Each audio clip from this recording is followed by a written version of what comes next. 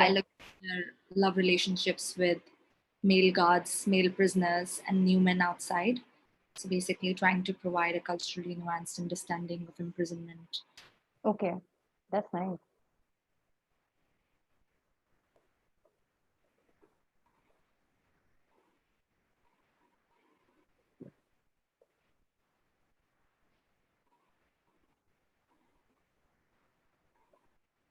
Would people be comfortable in English or in Hindi?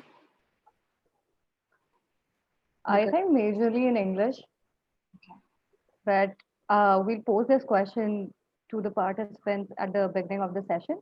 So if they respond with whichever, we'll continue in that manner.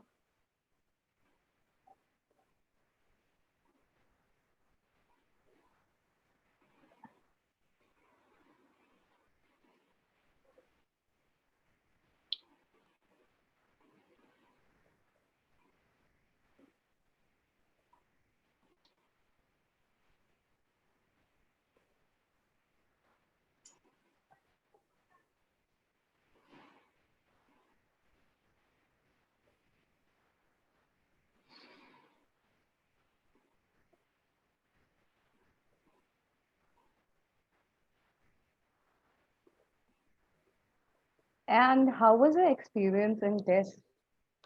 We haven't connected to our alumni. Yeah, that's a shame though, because I think this is a very good initiative to actually connect alumni with the current batch, and we never got that opportunity. Um, I had a wonderful experience at this. I think my interest in criminology kind of like got developed from there. So I think for me it was good, but it was kind of mixed as well. I thought there was less focus on criminology and more on, Yeah, and that's always been like an issue because I feel people who want to go into core criminology need more of criminological base. hmm. And a lot of it was Western centric when it came to criminology, like the theoretical. Yeah, And I thought maybe it would be good if they could have got more Indian researchers who were doing criminology.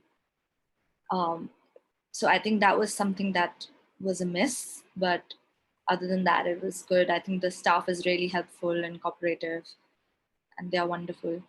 I guess time hasn't changed. We have been having the same kind of discussions around criminology right now.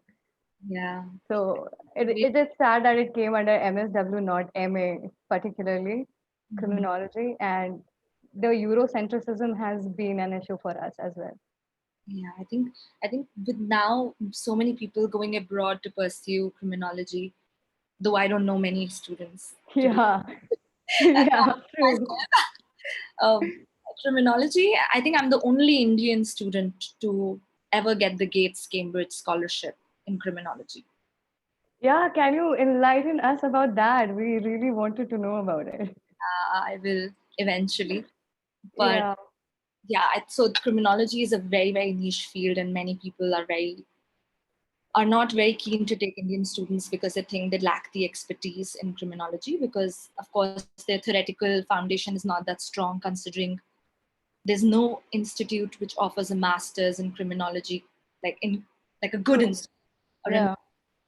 So I feel TISC can do a much better job in that so that the prospects for getting a PhD degree abroad increases.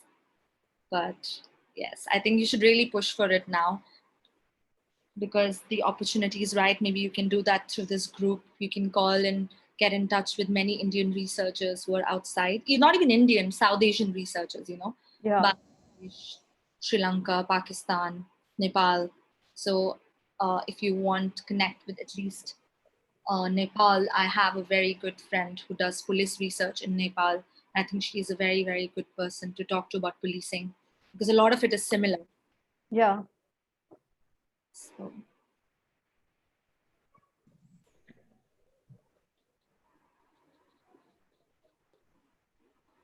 Shivangi, I believe we should start with it. Yeah. So yeah, Kanupriya, we'll have this discussion. We'll continue with it. So let's just start with the session right now. should I share my screen or will you speak first and then I share my screen? First, I'll introduce you to the audience, and then you can share your screen. So, hello everyone, and welcome to today's webinar, Scope of Higher Education Abroad. My name is Shivangi Shekhar, and I am a student of social work in Criminology and Justice at Tata Institute of Social Sciences, Mumbai. Our today's webinar intends to explore the scope of higher education abroad for the students pursuing their masters in social work and criminology in particular. Before I introduce you all to our speaker, I would like to give a brief introduction about SEPA-CJS. SEPA-CJS, that is Social, Economic, and Political Analysis of Criminal Justice System, is a student-led initiative involving primarily students and field workers from the criminology and justice field to initiate awareness and dialogue discussion and engagement on issues related to the criminal and justice system of our country. Without further delay, I would like to introduce today's speaker, Ms. Kanupriya Sharma. Ms. Kanupriya is the TIS alumna who did her bachelor's in psychology from Goswami Ganesh Datta Sanatan Dharma College, Punjab University, Chandigarh, and her master's in social work in Center for Criminology and Justice, Tata Institute of Social Sciences. She's from the batch 2013-2015. She did her MPhil in criminological research from Cambridge University and is currently pursuing her PhD in criminology from Cambridge University. About her work experience, Ms. Kanupriya is the former fellow at Delhi Chief Minister's Urban Leadership Fellow Program. She was the Senior Aftercare Associate at Justice and Care, an organization that helps rescue victims of slavery and human trafficking, and was the associate at Citizens Alliance. She is also the former journalist at Hindustan Times. A very warm welcome to our today's speaker, Ms. Kanupriya Sharma. Before we start our webinar, here are some of the instructions for the participants. Participants can pose their question to the speaker in the chat section. It will be taken up during the discussion round at the end. During the discussion round, if you want to ask questions face to face, either mention it in the chat section or click on the raise your hand button on your screen. Moderator will unmute you and then you can pose your question. A recorded version of this webinar will be available on our YouTube channel. For any technical help and support, please put it in the chat as well. We'll get to you as soon as possible. So now I would request Ms. Kanupriya Sharma to begin our today's webinar. Thank you so much, Shivangi, for such a generous introduction. I'm just going to share my screen and then we can start.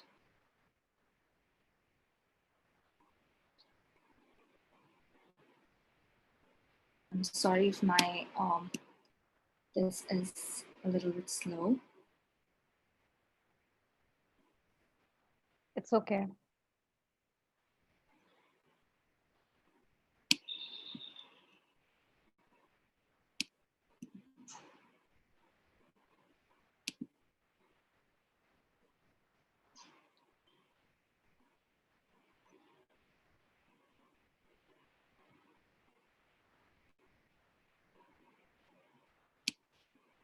Okay, yeah. Is it visible to everybody? Yes, it's visible. Okay, great. Hi guys, I'm Kanupriya and I'm currently doing a PhD in criminology at the University of Cambridge, UK. And it's an honor and a privilege and a pleasure to be back at TIS to deliver such a seminar. Back when I did my PhD, there was not an opportunity like this to actually talk to someone who has studied abroad. So most of my application process was pretty much just me juggling with things and Googling stuff, which was very much difficult. But thankfully, I got through the process, and I'm glad that I could share some of my experiences with you, some of the challenges that I faced, and the things that we need to keep in mind when we are applying for a PhD abroad.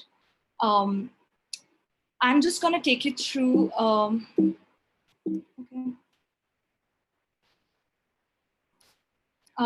my journey, my career timeline, as I've said. I did my psychology honors from Punjab University. And if you can see in the slide, I've actually mentioned some of my achievements. Now, these are not to brag about myself, but these are some things that were obviously very, very helpful in enhancing my application when I did my PhD. So which is why I've highlighted those beneath the institutes I did my degrees from. So in 2011, I passed out from Punjab University and did a bachelor's in psychology. Then I actually went to Asian College of Journalism to pursue a postgraduate diploma in journalism. And I got a distinction there. After that, I worked for an year with Hindustan Times as a sub-editor. And that's where my interest in criminology kind of developed, because it was 2012 and the infamous gang rape happened in Delhi. And that was the time when I was covering the incident. And I thought that it was better to be on the criminological end of things rather than being a journalist, because I wasn't able to do much with the story. In 2013, I did my MA Social Work in Criminology and Justice. And just as all of you, I had my fieldwork. And at that time, I was placed with the District Legal Aid Services Authority in Thane. And that's how I entered into the prison research field.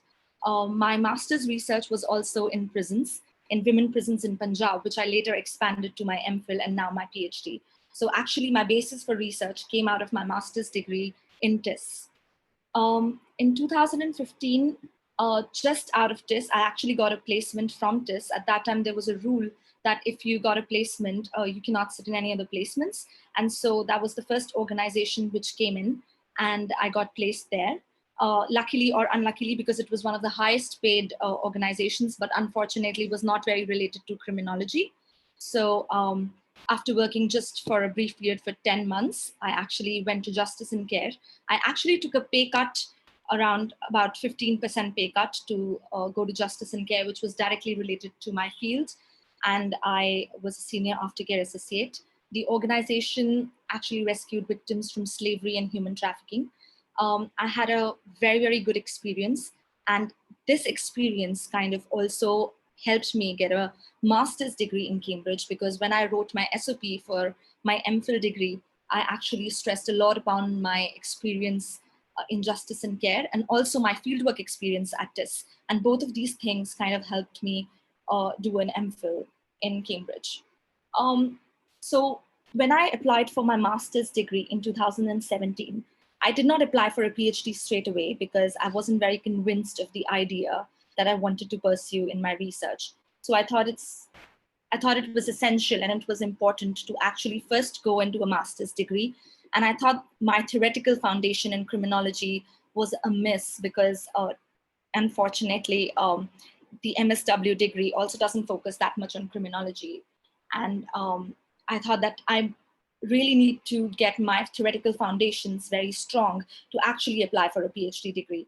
So I went to Cambridge, I got through it luckily, and I went through the Manuel Lopez Ray Scholarship, which was actually an in-house scholarship of the Institute of Criminology at Cambridge.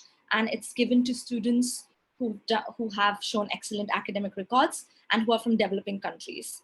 So that was a partial scholarship, and partially was funded by me. So at that time, I had a partially funded scholarship. After doing my master's at Cambridge, I came back to India. And I remember very clearly that I applied for a PhD program straight away after passing my master's from Cambridge. So the application process, because it begins early in November and December, I was already doing my MPhil at Cambridge. And it was just 2 months down my Cambridge degree. So the supervisors didn't know me well enough. And I applied for a PhD program at both Oxford and Cambridge. These were the only 2 institutes that I applied in. And I got through both of them, but I didn't get the funding for PhD that year. So the year that I passed my MPhil, I had applied for a PhD. I got through the PhD, but didn't get the funding.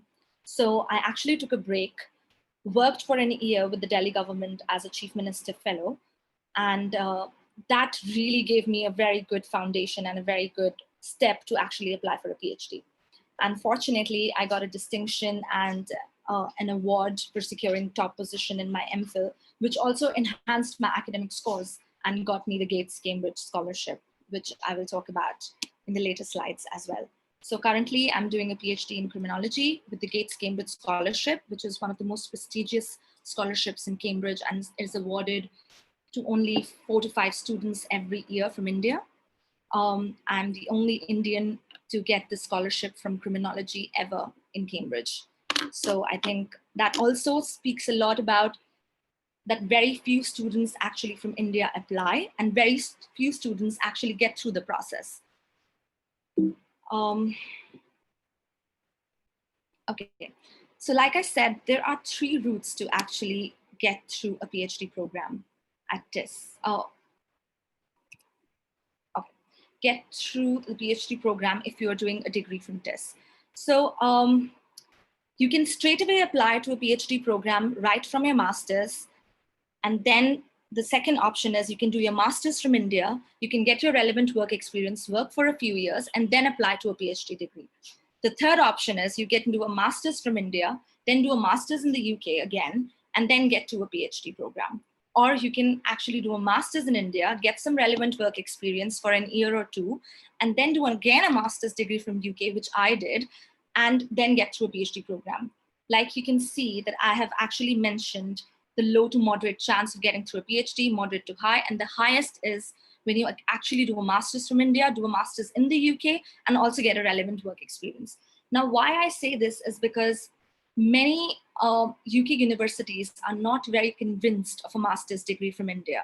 And they're not very sure that if you can actually handle the academic rigor that comes with a master's degree or a PhD degree. So a lot of universities actually take you in if you've already done a master's from UK, because that way they're convinced that you can handle a PhD degree. You know what the UK system of learning is, and you can actually get through the whole process. So if you can ask me, I would suggest that you should actually take the third and the fourth route, because that gives you a higher chance to get into a PhD program rather than the first two. If you've done straight away masters, I have not met much students who actually got through the PhD program after stayed doing a master's. The only student I know of is of history, and because that's a very, very theoretical degree. So the chances of those degrees getting admission in a PhD program right after the master's is higher as compared to degrees like criminology or gender studies or sociology. Now deciding for a PhD, I've put a little meme here that I got online. When many students were asked about why they wanted to do a PhD, many said that they just wanted to get themselves called a doctor. And very few group of students actually said that they had actually a keen interest in the subject that they were studying. And that's very true for the PhD students as well in the UK. Many of my fellow students are just doing a PhD for the sake of it, or because they didn't have any other career option available at that time. They didn't get a job, or they were unsure of what they wanted to do in life. And I think that's a very, very wrong route, because eventually those students really struggle hard to get through the PhD program, because you can get admitted in a PhD program, but to go through this whole process, a 3 to 4 year rigorous process of a PhD program in a university abroad is very, very grilling. And being in a PhD program myself, I can say from experience that it's not a very jolly ride as it seems. And there have been many moments where I have also questioned my decision of doing a PhD. So my first point would be, if you really want to do a PhD, be ready to commit 3 to 4 years for a PhD program. Be very, very convinced that you actually want to do a PhD, not just for the sake of getting a degree abroad. Be very sure of why do you want to do a PhD? Are you just wanting to do a PhD because you don't have any career option right now because it's COVID and the job opportunities are low, so let's do a PhD?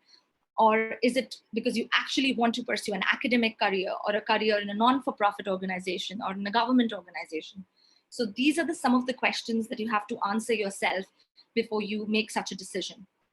The third point is, does it align with your long-term career goals? Now, this was a question that you also need to answer in your statement for purpose.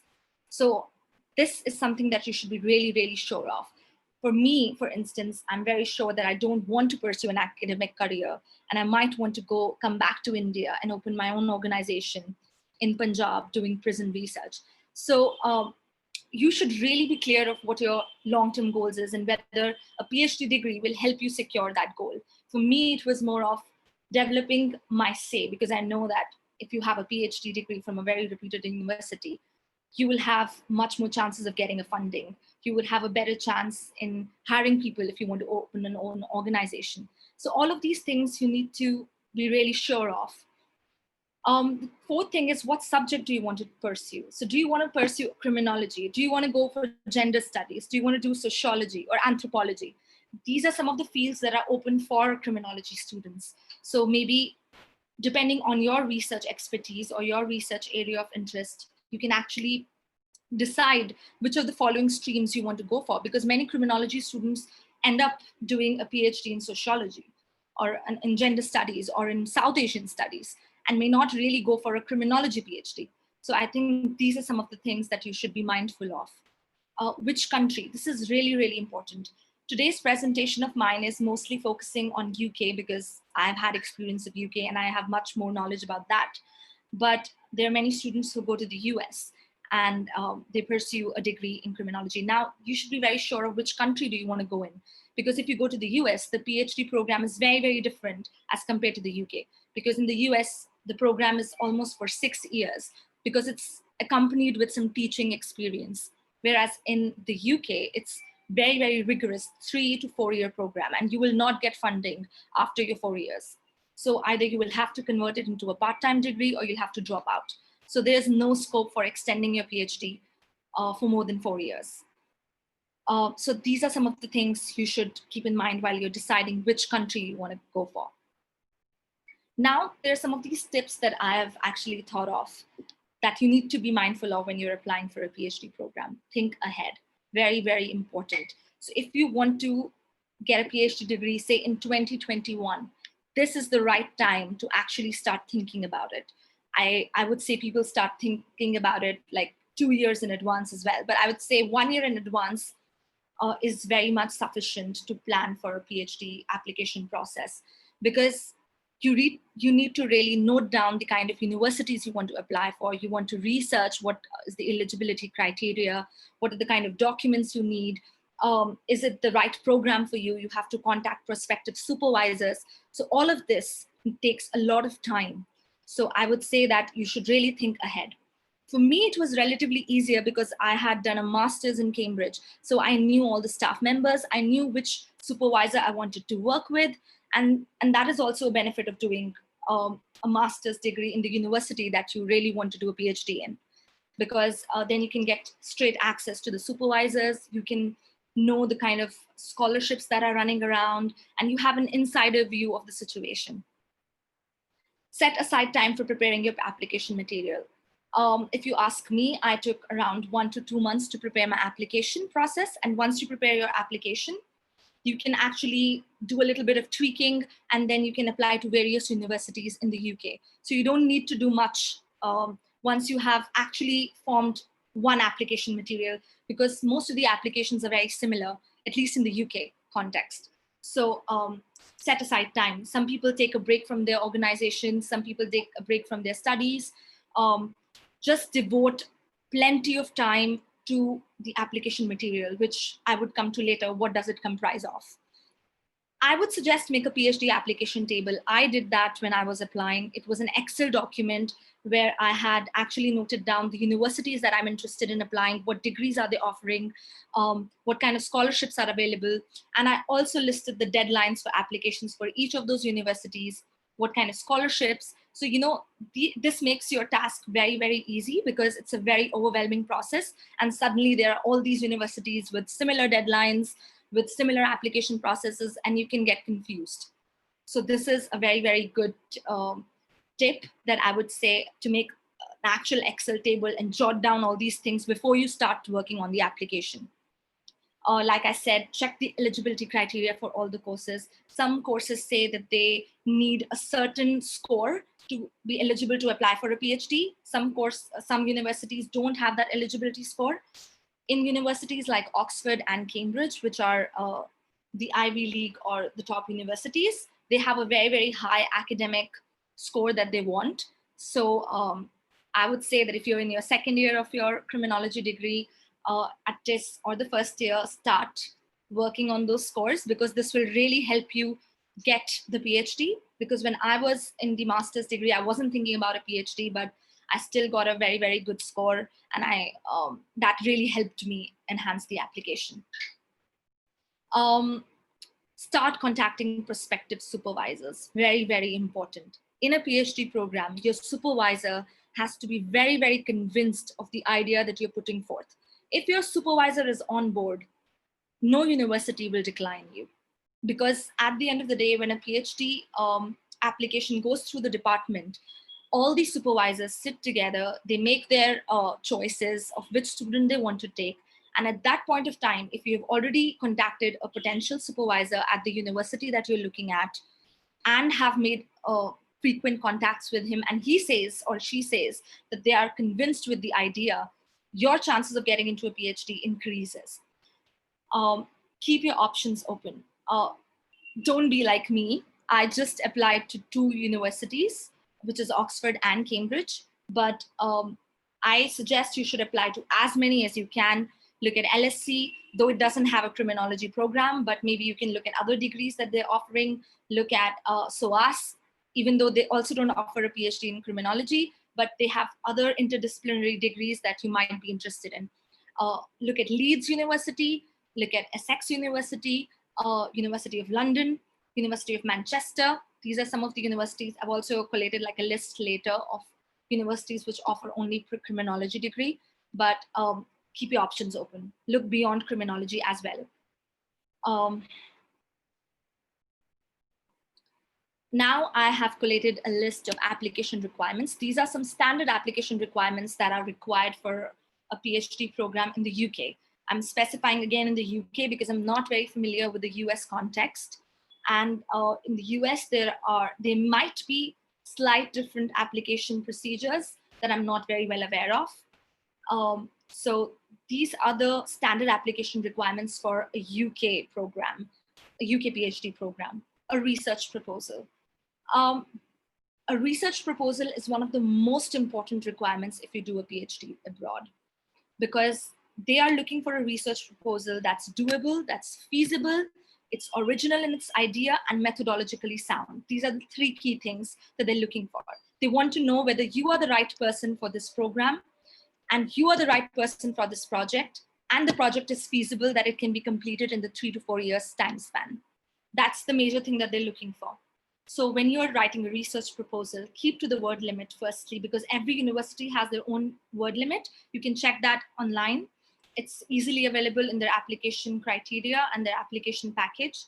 For Cambridge and Oxford, it's 2,000 words. So you should stick to that word limit, because they would not want to read like a 10-page or a 20-page document or hundreds of pages. Even though how much good it is, they would actually not take you in if you have such a long proposal. Clearly highlight your aims and objectives, have your research questions. At this point of time, when you're thinking for a PhD program, of course, you would not have like very specific research questions, but it's very important to add as much specificity as you can, as much as you can, because they don't want something which is vague and in the air, because they do want to know whether you really are sure of the idea that you're working on. In the US, as I know of, people often give a very broad area of research, and then they can narrow it down during their PhD degree, because it's a very long PhD program. In the UK, you don't get that privilege. So you should be very, very sure of what kind of degree or what kind of project you're offering them. State the significance of your research, mention the gaps in literature, because for me, for instance, because I'm doing a research in women prisons in Punjab, and I'm trying to offer a culturally nuanced understanding of women's imprisonment and post-imprisonment experiences through their love relationships. So mine was very, very specific, and that really helped, because I pointed out the area I was interested in. I pointed out why I was interested in, why it is different, because there's less of non-Western research in this area. So these are some of the things that really help you. And it's very, very important that you do that. Methodology, again, very important. They want to know whether you are really sound in your methodology, whether it's a quantitative research, it's a qualitative research, it's an ethnographic research. And if it's an ethnographic research, what kind of sampling methods you're utilizing, what are the tools for research, all of those things that you actually learn during your MSW degree. All of these things really matter when you're writing a research proposal. Then a timeline. Usually the research proposal always ends with a timeline where you actually mention in the first quarter, I'm going to do this. In the second quarter, I'm going to do this. And it really kinds of helps your supervisor to gauge how your 3-year program is looking at. So it's very, very important if you can actually bifurcate that in the first year, I'm going to do this, and in the second year, I'm going to do this, and third year and fourth year, and so on.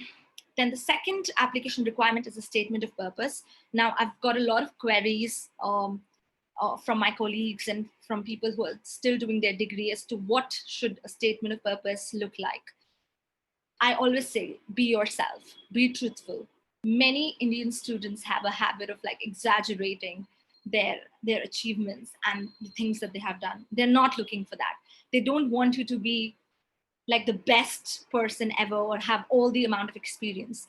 They just want to look at your passion, your motivation for this program, and that you're really, really keen to pursue that research interest area. They want you to be clear of what your professional goals are.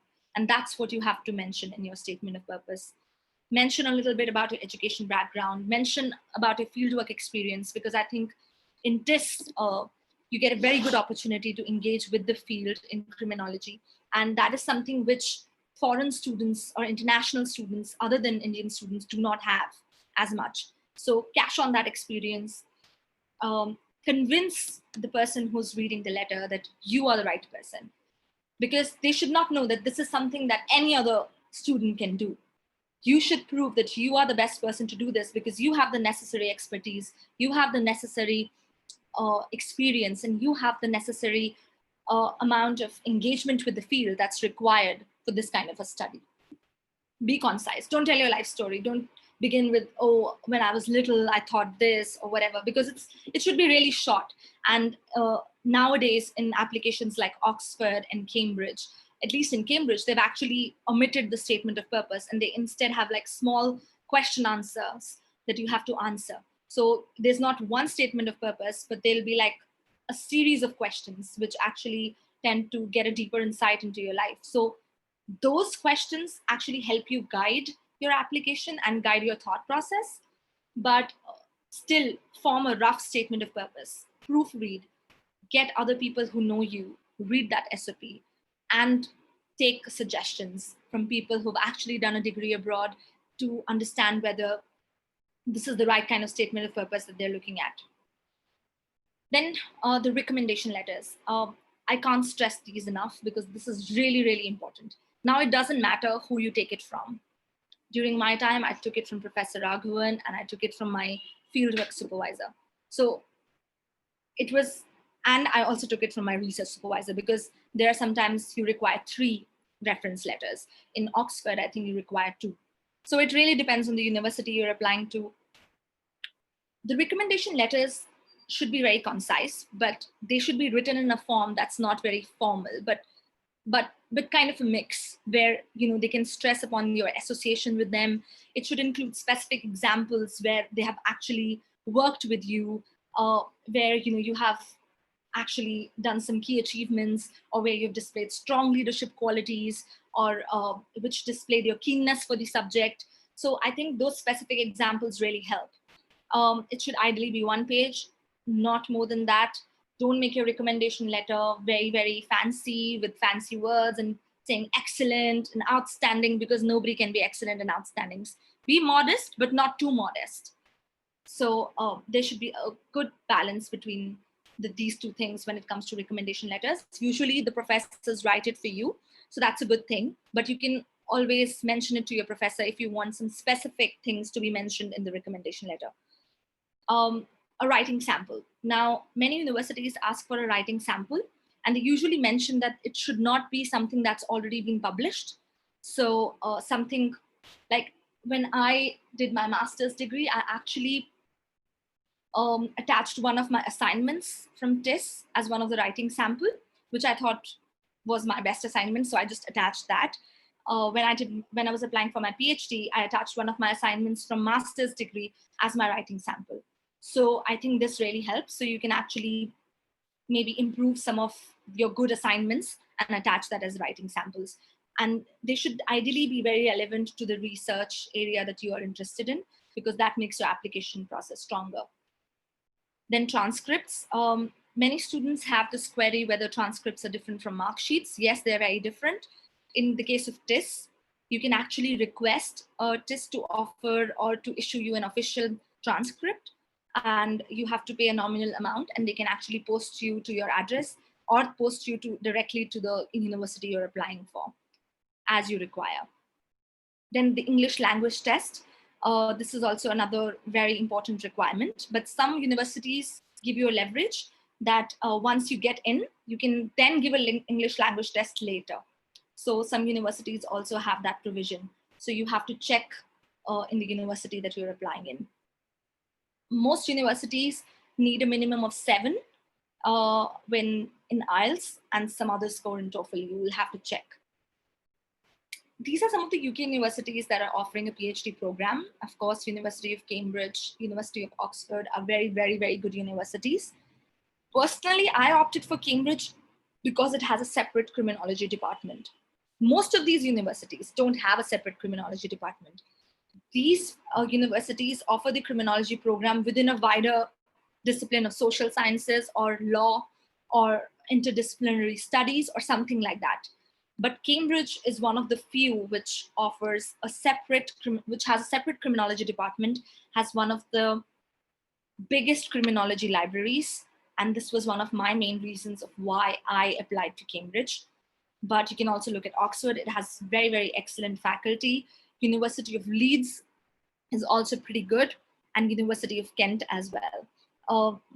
Otherwise, it also depends on your supervisor. Sometimes the supervisor is so good that the university doesn't matter. So wherever you get a good supervisor who can supervise you well, I think that's an essential requirement for a PhD, because at the end of the day, you have to work with that person for 4 years, and that is the person you're working with, not the university per se.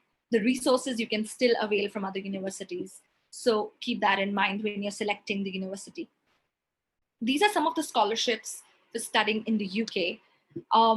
In the US, I'm not, as I said, very well aware of, but the Fulbright scholarship is one of the most prestigious scholarships when it comes to the US. In the UK, Chevening scholarship is only for master's students, not for PhD. I've still included that in case you guys are planning to do another master's. The Chevening requires you to at least have 2 years of work experience. So most of these scholarships, you stand a better chance if you already have some amount of work experience. So for me, I already had around 2.5 years of work experience when I applied for my master's degree, and around 3.5 years of experience when I applied for my PhD degree. And this really helped in my interviews.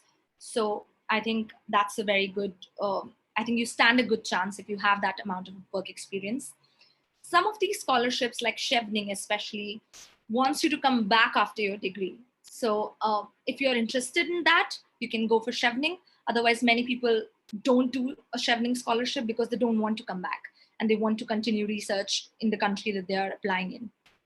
Then there's Commonwealth Scholarship, which is also offered to many students. So both Chevening and Commonwealth are very, very good opportunities, and their applications begin very, very early. I think it will begin in September. And so this is a very, very good time to have this talk. I think because most of the applications are starting next month. So it's very good if you can start jotting down the scholarships you're interested in, the universities you're looking at, and Commonwealth and Chevening both will start very soon. The third, I've said Oxford scholarships, because these are some of the internal Oxford and Cambridge scholarships that are offered to students, and they all are very prestigious. Gates Cambridge, as I said, is one of the most prestigious scholarships at Cambridge. It requires 4 essential criteria: a commitment to change the world, leadership, academic record, and a very, very sound knowledge of your subject. So I think these 4 criteria, if you fit in, you are a very, very good candidate for Gates. But most of these scholarships, mind you, you get only recommended for these scholarships by the department. So what happens is that you apply for a PhD program at, suppose, Cambridge, and then Cambridge decides which of the students they will recommend for Gates or Cambridge Trust. And then from those pool of students, the Gates and Cambridge Trust selects their pool of students. So it's very, very important that you actually rank higher in the department ranking, because if you rank higher in the department ranking, automatically the department recommends you for a scholarship. So, and here your academic records really come into play. For me, luckily, my academic records were really, really good in all my master's degree and my bachelor's degree and my degree at Cambridge. So if you have a decent academic record, there are high chances that you will get through the scholarship. Some people who do not have a very good academic record, they compensate it with a very good work experience. And sometimes that outdoes your academic record. So if you say you have 4 years of work experience in an excellent organization with excellent field work in the area that you are interested in, your chances for a scholarship really increases, especially in GATES, because they're looking for someone who has field knowledge, who is committed to the field, who wants to go back to their country, wants to make a change. And so all these scholarships have their different criteria, and you can look them up online. They're very, very clear in their application process. Clarendon is a scholarship that's offered by Oxford, and it's again a very prestigious scholarship. Very few students get through this, but it again looks for a commitment to change the world, a very, very good academic record. Rowan Williams Scholarship is one scholarship that's given, that covers your whole fee for your PhD program, and it's given to students who are from marginalized backgrounds, who have faced abuse, who have faced discrimination. Many students in developing countries actually apply for these scholarships, the Rowan Williams Scholarship in particular, and Felix Scholarships, which is also awarded to academically outstanding and disadvantaged students from India and other developing countries. Then there's a Rotary Scholarship. Now, I never knew of this scholarship when I applied for my program, but this is something which many people are not aware of, but your local Rotary clubs have a pool of fund that they can offer you if you get a conditional offer or an unconditional offer from any of these UK universities or US universities. But they have a criteria, the Rotary International Scholarship, that what kind of researches are they interested in funding. So maybe you can go through those lists and you can see if your research fits in that criteria, then you can actually apply for the Rotary International Scholarship. Some of the key interests are like women and child, peace and conflict studies. So some of these themes are covered in Rotary. So if you are planning to do a PhD in these themes, Rotary is a good option. Then you have J.N. Tata Endowment Loan Scholarship. This is not a full scholarship. They just give you a loan of a certain amount that you can pay later. And sometimes they waive off your loan eventually. So something that you can look out for. For women, Lady Meherbai Scholarship is another great opportunity. But I don't think Lady Meherbai and J.N. Tata funds a PhD program, because a PhD program costs almost 1 crore. And it's a very, very expensive program. And so many of the international scholarships are only interested in funding PhD programs. INLAX Foundation is another foundation which is interested in funding master's programs, not PhD again, because PhD is really expensive. So you can have a look at all these scholarships. There might be others. So once you're starting your application form, the application gives you an option to tick mark saying that, do you want to apply for all the internal scholarships of the university? And you tick mark that box and you automatically get eligible for all those scholarships. So that's not a worry. Once you start your application form, you can just tick mark that box and you are done. Some of these other scholarships that I've mentioned, Gates, Clarendon, and Cambridge Trust, and all of these, you require separate, a little bit of SOP sorts of why you want to apply for that particular scholarship. So only the prestigious ones which offer like full funding, which covers your flight, which covers your visas and everything, they require a separate application form. But other than that, all of the others, just you need to tick mark the box. Scope after the PhD program. Now, I'm myself doing a PhD, so if you ask me what do I want to do after a PhD, I'm not a best person to answer that, because I'm still looking for opportunities and I'm not thinking on that line yet. But like I said, I want to open my own organization. So that's my long-term goal. I don't want to be in academia, but most of the people who pursue a PhD actually pursue an academic career. In academia, in the UK, you have got something like a postdoctoral extension scheme that's in both Oxford and Cambridge. I'm not sure about other universities. You might have to check. But this is a very good postdoctoral extension scheme, which gives you 1 year extension on your visa, where you can actually look out for opportunities for pursuing postdoctorate programs. So postdoctorate is basically you choose your research project and then you're a postdoctoral researcher. So you're not exactly a professor or an assistant professor, because in the UK, those hierarchies take a lot of time. you actually are a postdoctoral researcher. So you will supervise undergraduate students, you'll get some amount of teaching experience, but mostly you're working on a funded project of your own, which could be independent, which could be in a team. So it totally depends on the postdoctoral opportunity you're applying for. In India, you can actually, after you're doing a PhD, you can straight away apply for an assistant professorship, or sometimes as an assistant researcher, because in India, doing a PhD means you can be an assistant professor. Luckily, you don't need to give a net anymore, I feel, if you've done a PhD from abroad, which is a good thing. So you don't have to go through those competitive exams. Then you have careers in non-governmental organizations. You have Human Rights Watch, you have Amnesty International in criminology, you have CHRI, you have all these research organizations that you can apply to. They also have their offices internationally, so you can apply to them. You can apply to the UNODC, you can apply to UN Women, the UN Refugee, and I think these are really excellent opportunities, and they really want to take you in if you have a PhD from a reputed university abroad. Then there are advocacy-based organizations, there are research-based organizations, like I mentioned, CHRI and other organizations that you can actually be associated with just for research purposes. Then CSR is another good opportunity if you want to earn money. And I don't know if you really have a criminology associated CSR currently in India, but back a few years back, Bharti Foundation had actually started a program on legal aid as a part of their CSR project, and it paid really well. So people who want to be paid really well after doing a PhD, maybe that's a good opportunity. Then, like I said, there are some fellowships and consultants and advisors and ministries and commissions who have done their PhD from abroad. When I was working as a Chief Minister Fellow, apart from getting a very lucrative salary, we had great experience of working directly under the ministries. I was working with the Delhi Commission for Women, which was very much related to the field. I was working in the field of human trafficking, women prisoners, and women and children who have suffered sexual abuse and violence and domestic violence.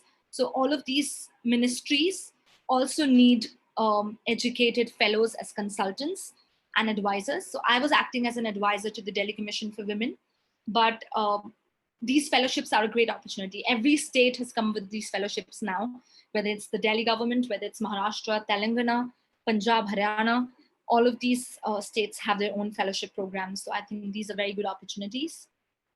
Yeah, I think that's about it. If there are any questions, I am happy to answer.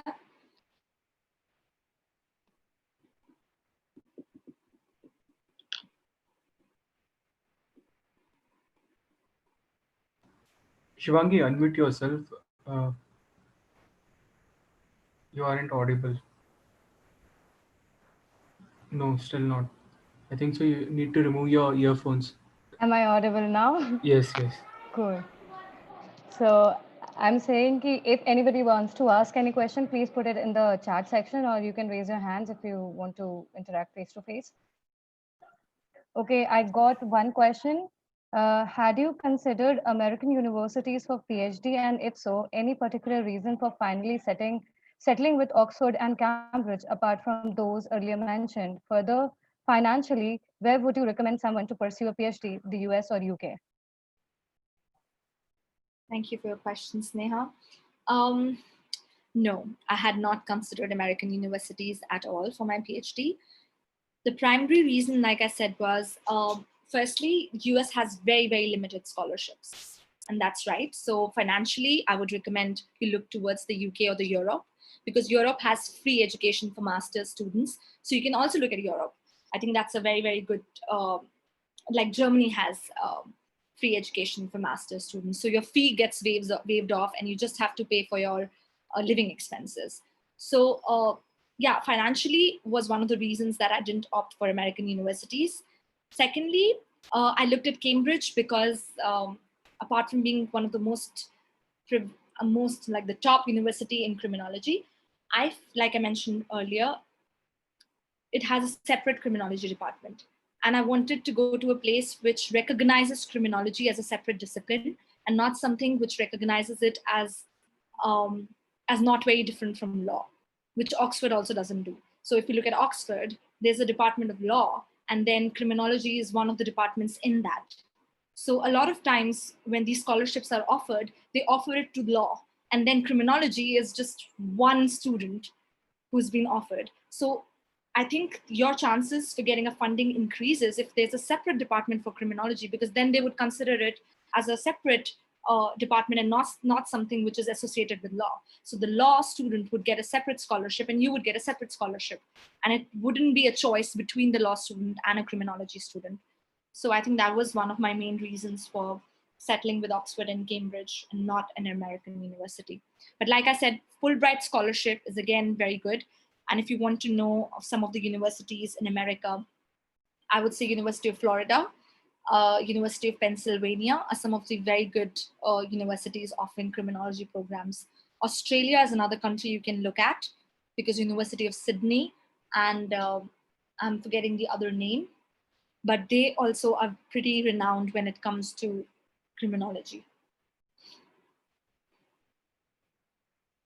I wanted to ask that if you clear in terms of NET, if you clear JRF, does it kind of increase your chances of getting admissions abroad?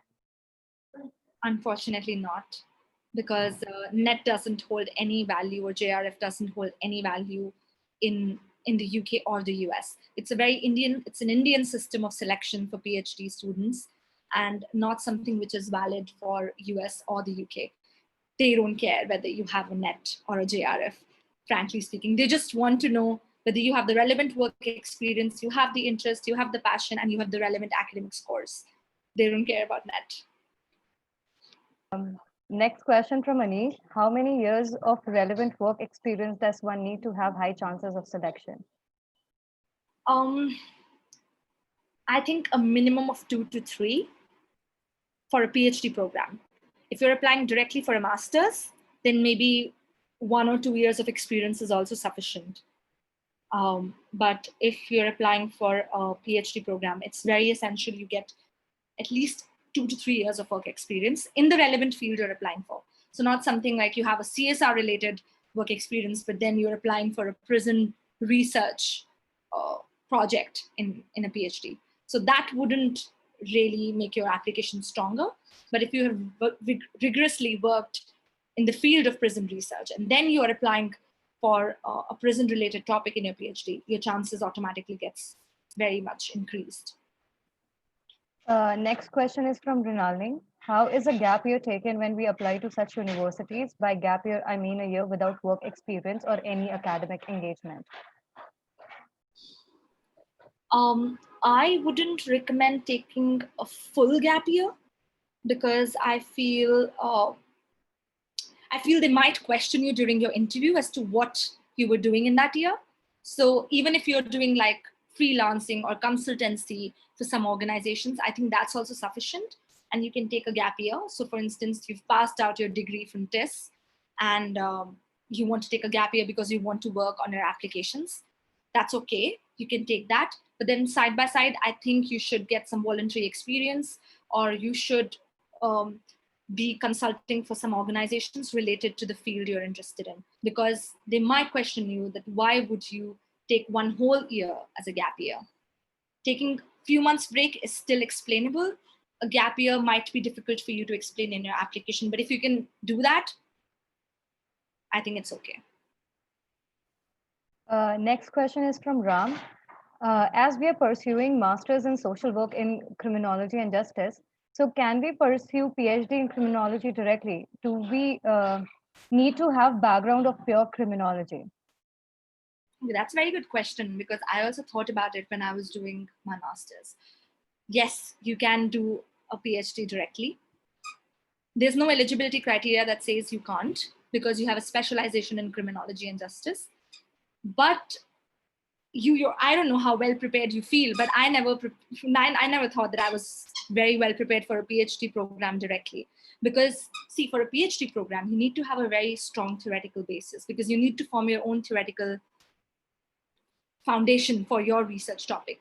And if you're not very well versed with the criminological theories and of India and abroad and of non-Western countries, I think your chances of getting through a PhD directly is not very strong, because they kind of know that you're not um, really academically trained in criminology, because your specialization was in criminology, but not your degree. So I think it would be beneficial to have a master's in criminology again, but that's what I did. But there's no hard and fast rule. You can straight away apply for a PhD program, like I said, after getting some amount of work experience. And it will make your application stronger, because at the end of the day, they need to know that you know the field.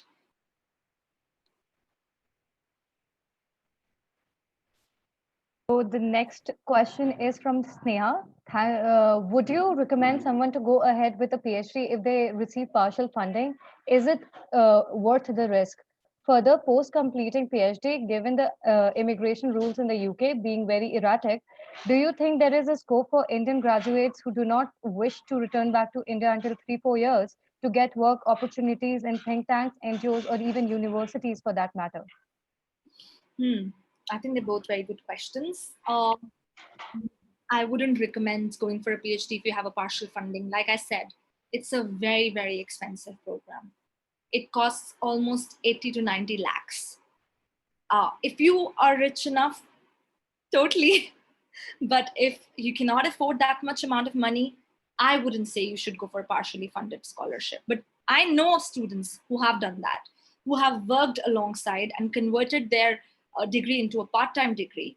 And so that ways they can actually manage to pay their degree, but to pay for their degree. But for a master's degree, I do recommend that you can go for partial funding, because I think it's around 25 to 30 lakhs. So that's still manageable with partial funding, because then you will have to pay around 10 to 15 lakhs, which I still feel is not very affordable. But if you can pay that, it's still worth it. But for a PhD degree, it's too much of a risk.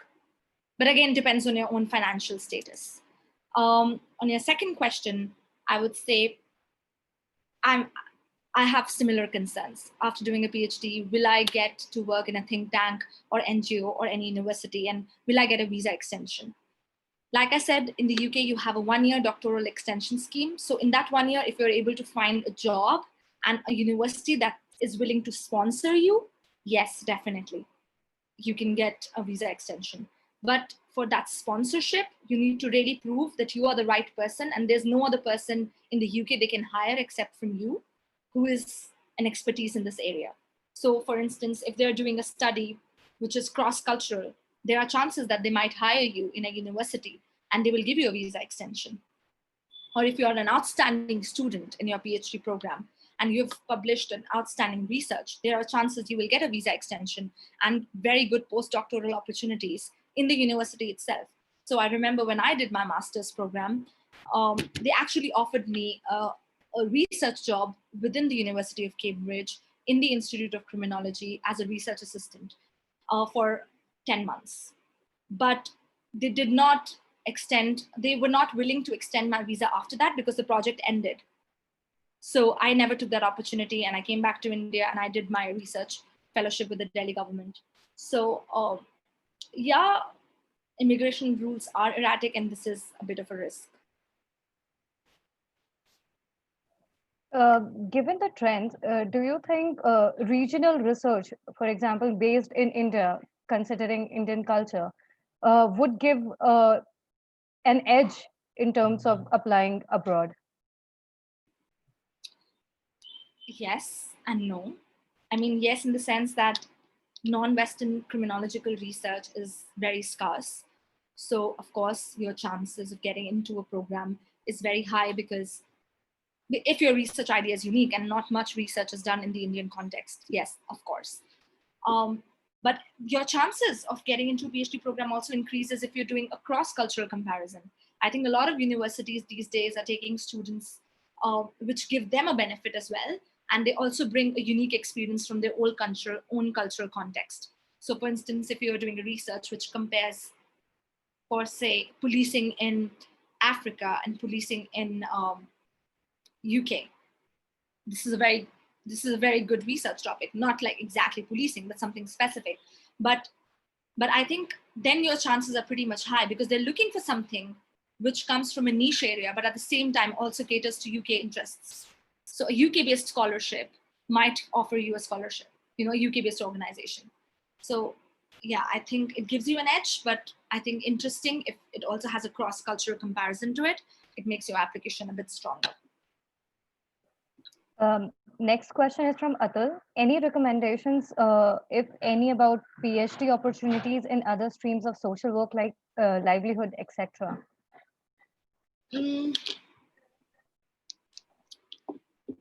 Like I said, there are very, very few PhD programs in core criminology. So if you want to do something which is much more related to social work, you can opt for anthropology, you can opt for sociology, you can opt for South Asian studies. Cambridge has a very, very good South Asian studies department where a lot of researchers come who are actually basing their research in South Asian studies particularly. Then you also have gender studies, which is also a very, very good department. I know someone who's got a Gates Cambridge scholarship, who's a TIS alumni, who did media and cultural studies from here, and is now doing gender studies and is pursuing a PhD. So definitely you can go interdisciplinary in your research. So there is ample opportunities. You just have to look at your research interest, and then you have to find potential supervisors who are working in that research area and which department they are in. And many a times they're ready to take you.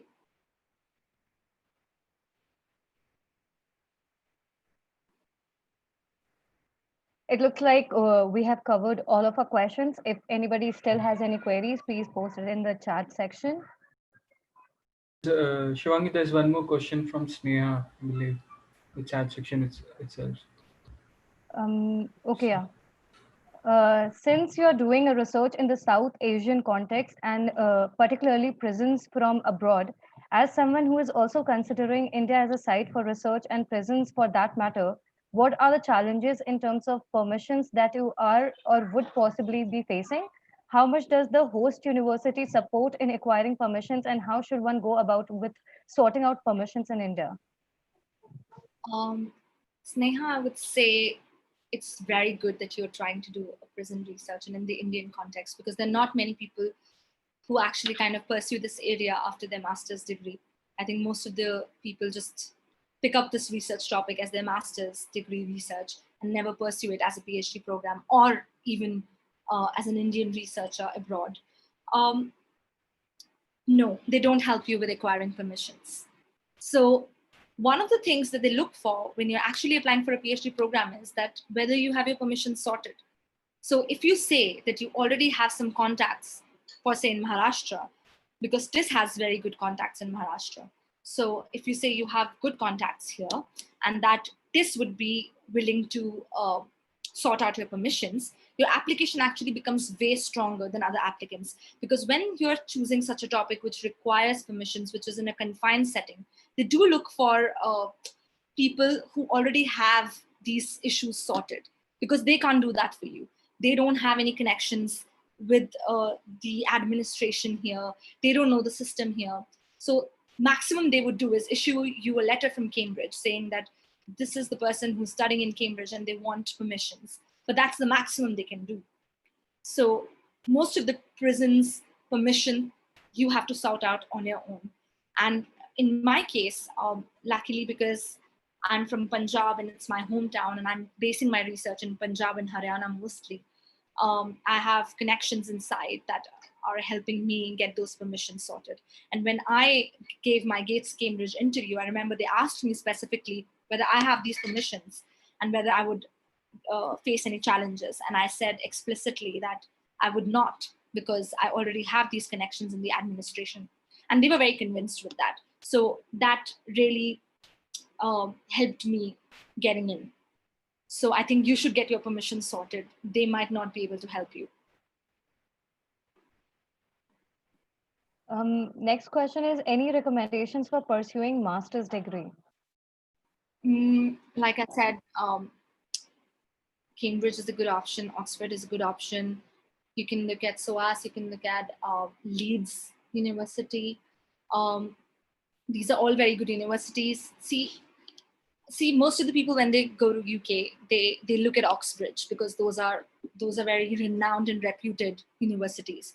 But let me mention that there are other universities as well who offer the same kind of experience as Cambridge and Oxford, and you should definitely look out for those. They might not necessarily give you a master's in criminology. Like I did a master's in criminological research. That was a different thing from master's in criminology. So students who were doing just a master's in criminology had a 9-month course. I had a 12-month course, and mine was a compulsory dissertation, and theirs was a compulsory dissertation but without fieldwork. So there are these distinctions that people make. Then there's an MSc in crime and criminal justice in Oxford, and it's very, very different from criminology in Cambridge. So then there'll be MSc in policing and penology. Then there'll be masters in human rights. A lot of people do that. So it totally depends on your interest and the university which is offering it. So open your options. Don't look at just Oxbridge because of the name. Look at other universities, expand your interest.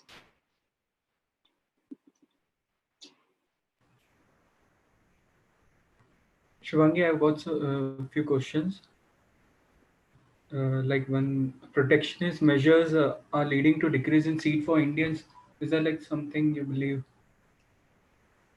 Protectionist measures, like people are like the US case which happened.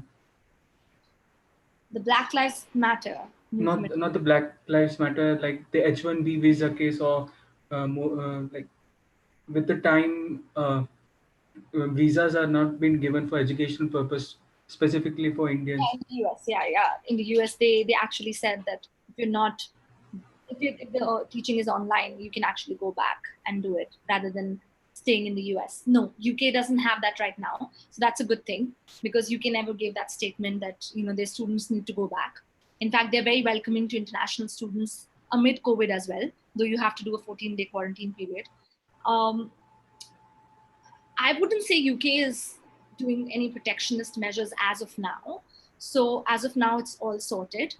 But I don't know, because situation is completely changing with the COVID situation. So it might be that when things go online, how much are they willing to invite students from abroad to actually come to Cambridge and study is a question.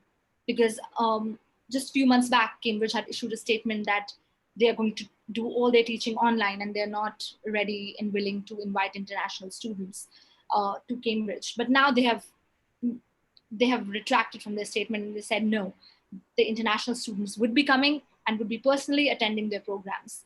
So situation is changing day in and day night, and I'm not very sure how these measures would be in the coming future. But as of now, it's all okay, and you can actually start applying.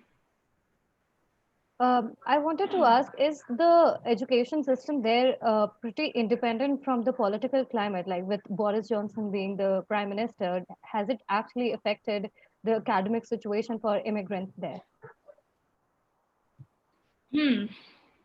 I would say it at least it pretends to be independent.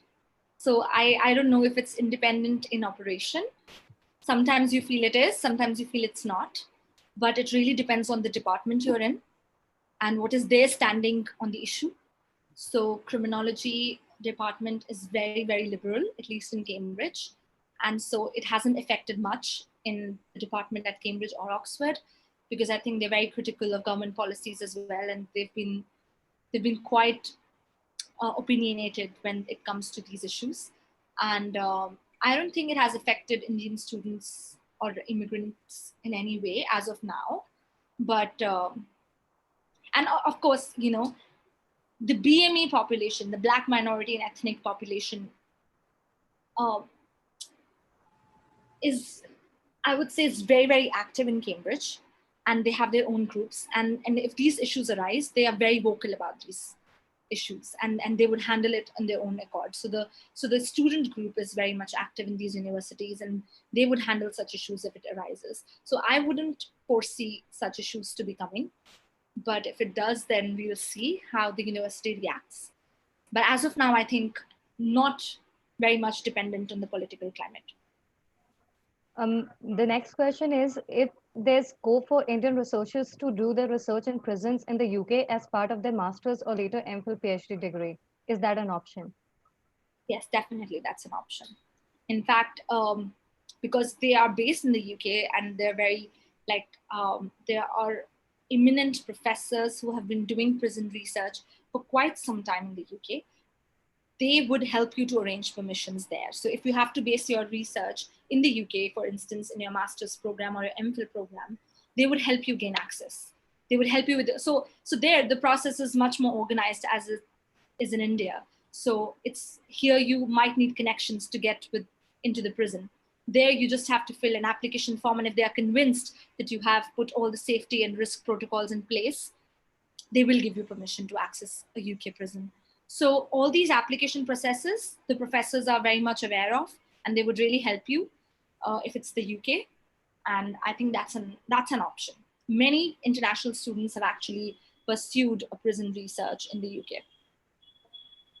I wanted to ask, given your experience studying at Cambridge, what are the kind of topics of research that they are mostly interested in? It really depends on the professor, and you can actually go in their website and you can actually search their staff, and they'll have this whole paragraph on their research interests. What kind of research are they currently pursuing, and are they accepting PhD applicants or not? So that will give you a much better idea. But broadly, I would say human trafficking, policing, prisons, um, post-prison research, so which means post-imprisonment, community-based research. They are very welcoming towards. Mm, they also do a lot of I would say cross-cultural research. So they have ongoing projects that are still ongoing in their department, and you can check out those projects like violence research. I think it's a funded research that's still going on at the institute, and they've hired a lot of applicants internationally who can actually do this research from them in their cultural context. So we have students from Pakistan, we have students from Bangladesh who are doing similar kind of research, but in different settings. So trying to basically gather data whether violence is situated or is operationalized in the same way in different cultural contexts. So I think more broadly, prison policing, violence, human trafficking, um, yeah, rural crime, all of these.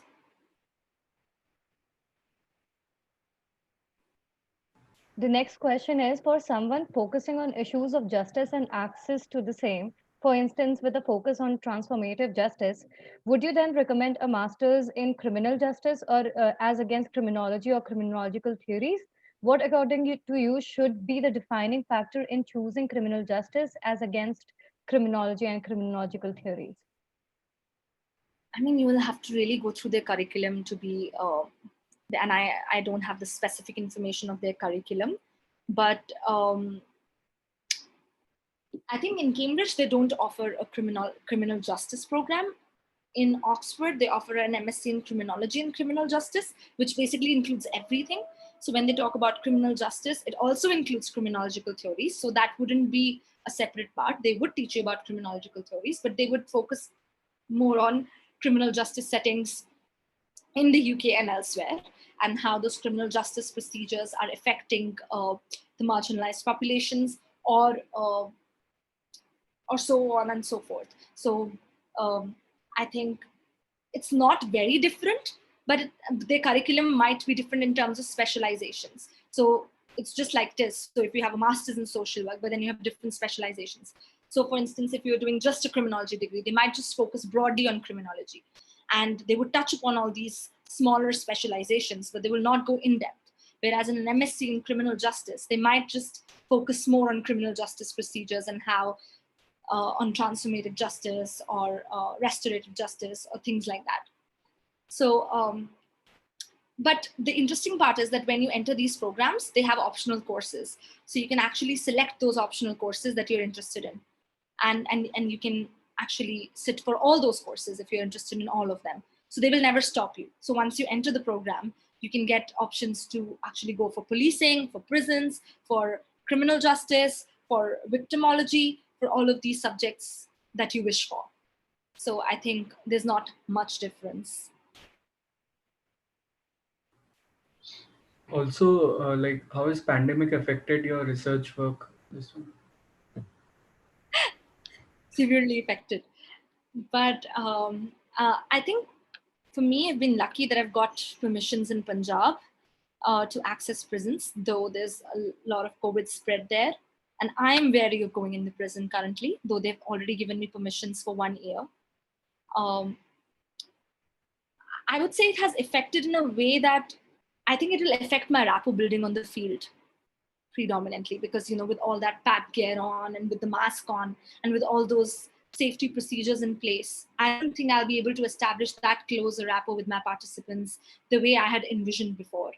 And with the kind of subject area that I have, which is their intimate lives, their love lives, I don't think I think it will be really difficult to get the women talking about those things with all that distanced way of doing research. And I think it'll be interesting to see how that methodology turns out, because almost everyone would be doing research like that.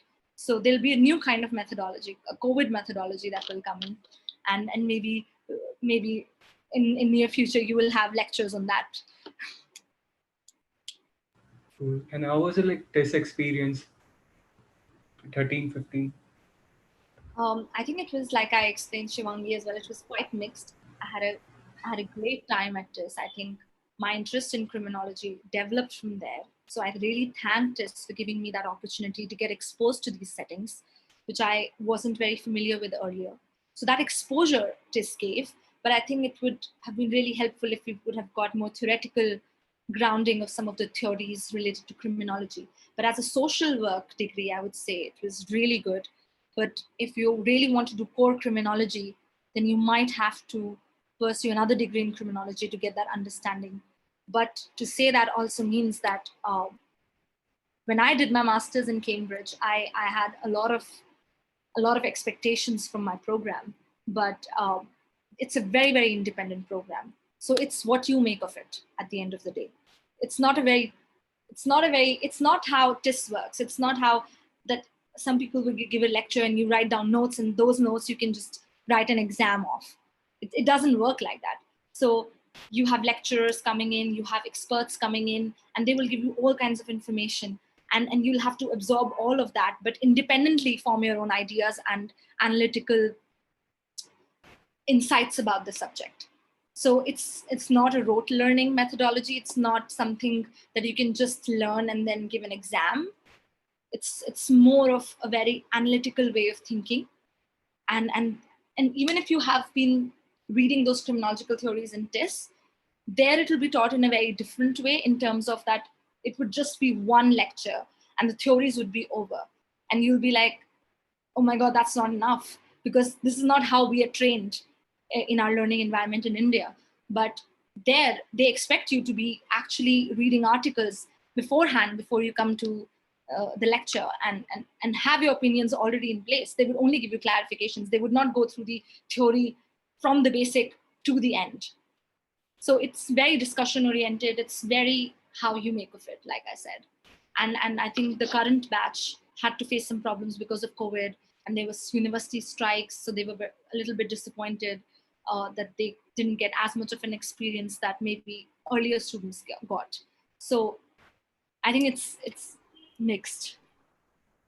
We too are into the same position about the fieldwork experiences. If we say about second year related to our specialization, let's see how does it goes. All the best for that. Thank you. The next question is, would you recommend a PhD in criminology if one doesn't want to go into academia or research, but wants to do in-person on groundwork? I am doing a PhD in criminology and I don't want to have an academic career. So I feel, yes, absolutely, you can do a PhD in criminology. I think it gives you an upper hand in terms of getting good jobs and good opportunities in these organizations, especially if you want to do groundwork. But I do recommend that you do groundwork first for a few years and then do a PhD, and then come back to the ground with the kind of theoretical experience you've got, because that gives you an upper edge. People will listen to you more because they know what you're talking about. They know that you have spent 4 years of your life, of your academic life, on one single subject. So nobody would know that subject better than you, at least in that area. So I think that kind of an expertise, if you want, especially if you're very convinced that suppose if you want to pursue policing as your career, and this is the research area that you want to work in, then yeah, do a PhD in criminology, in policing, in the research interest you have, and then pursue a career in that, because people will listen to you. People will know that you have done your PhD, you know what you're talking about. So they will take you more seriously. And that's why I did a PhD, because I wanted to come back. I wanted my voice to be heard. And I think people hear your voices if you are a foreign educated person, unfortunately. How much of an impact does taking forward your MA thesis for MPhil PhD has on your application and chances of getting in? I think it had a huge impact. My current topic is an offshoot of what I did in my master's research at TIS and what I did in my MPhil, with few changes, and now it's more broad. But definitely, because when I did my master's research, and because it was on a similar theme of intimate lives in prison, when I proposed my MPhil research, I actually took that experience and said, look, I've had this fieldwork experience. I know what I'm talking about. I know this area. I've already done my pilot study in this subject as a part of my master's research in TIS. And so this is not something which is alien to me, and I don't know what I'm talking about. So that made my application a bit stronger. And then when I did my MPhil in the same area, and then when I was giving my Gates interview for my PhD program, they actually asked me of my fieldwork experience. And I had loads to offer because I'd done my MPhil in that area, I'd done my master's in that area, and it put me in a much more stronger position. So definitely it's a good practice to actually take your same idea, but then tweak it a little bit in your MPhil and then broaden it out in your PhD. But if you don't want to pursue the same topic, then also it's fine. I mean, there's no hard and fast rule, but it's a good idea.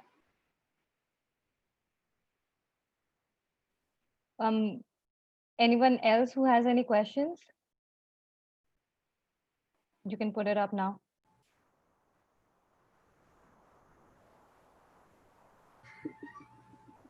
So I guess we are done with all of the questions. On behalf of SEPA-CJS, I would like to thank Ms. Kanupriya Sharma for talking to us and sharing her experience. I would express my gratitude to all the participants for the active participation and hoping for the same for the upcoming events. It was really, really an enriching experience because we had no clue to how to go about it, and you put things into a very good perspective for us. So thank you so much, Kanupriya. No problem. It was a privilege, like I said, to speak here. And I'm very glad that you guys have the opportunity that we didn't have back then to actually hear from someone firsthand about their experience. I would just like to say that go with your gut feeling. At the end, you are the one who's doing the application. Everyone can guide you, but you will know yourself best. Put yourself out there, and they will know that you really want to do it. So thank you. Thank you so much. Thank you so much.